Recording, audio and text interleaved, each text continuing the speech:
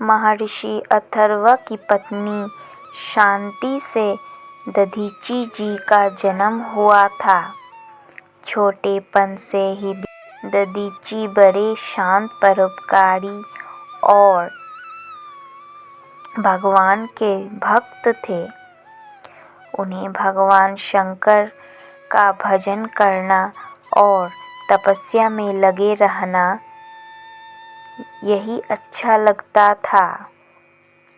कुछ बड़े होते ही पिता से आज्ञा लेकर वे तपस्या करने चले गए और हिमालय पर्वत के एक पवित्र शिखर पर सैकड़ों वर्षों तक तप करते रहे।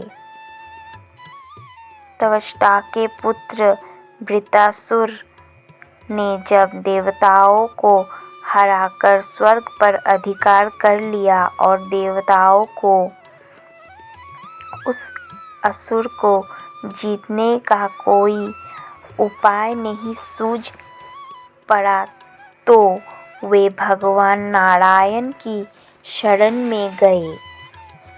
भगवान नारायण ने देवताओं से कहा, वृत्रासुर को कोई भी किसी साधारण हथियार से नहीं मार सकता।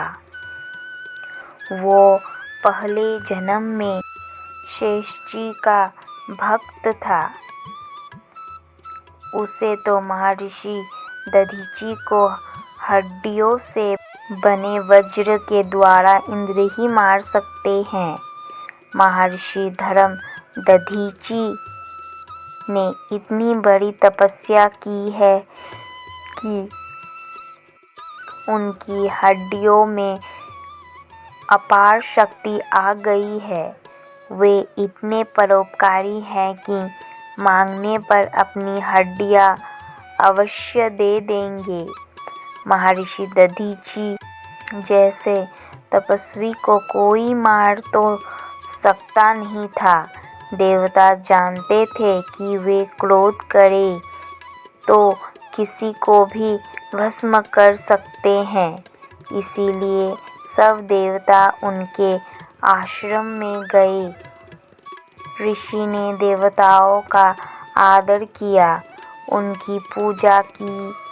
पूछा, आप लोग किस लिए आए हैं? महर्षि दधीची की पौराणिक कहानी। देवताओं के राजा इंद्र ने कहा, वृत्रासुर ने हमारे घर द्वार छीन लिए हैं। हम लोग बहुत दुखी होकर आपकी शरण में आए हैं। साधु पुरुष अपने पास आए, दुखी लोगों का दुख कष्ट उठाकर भी दूर करते हैं।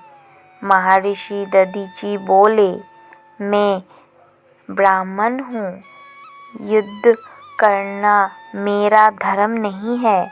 असुर ने मेरा कोई अपराध किया नहीं, इसीलिए उसे श्राप देने से मुझे पाप लगेगा। इंद्र ने कहा, हम सब तो आपसे यह प्रार्थना करने आए हैं कि आप अपनी हड्डियां दे दें, तो उससे वज्र बनाकर हम वृत्रासुर को जीत लेंगे। प्रार्थना करके इंद्र चुप हो गए, लेकिन महर्षि दधीची को बड़ी प्रसन्नता हुई।